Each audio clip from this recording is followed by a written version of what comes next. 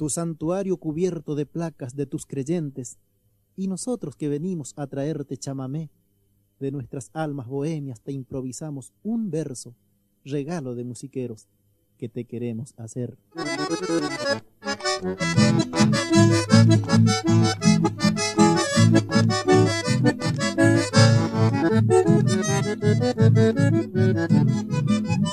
Milagroso Antonio Gil, fuiste un gaucho correntino, te mataron de traición, qué injusto que fue el destino, según cuenta la leyenda, que te encontraron dormido para no despertar más a la orilla del camino.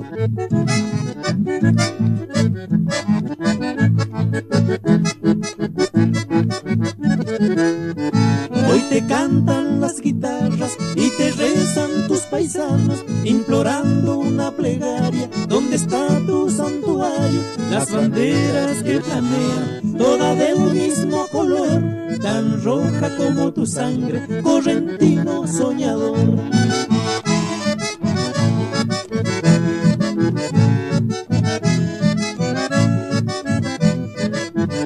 Sos un santo payurero y te tengo en un altar, me persigno repitiendo que bendigas nuestro hogar.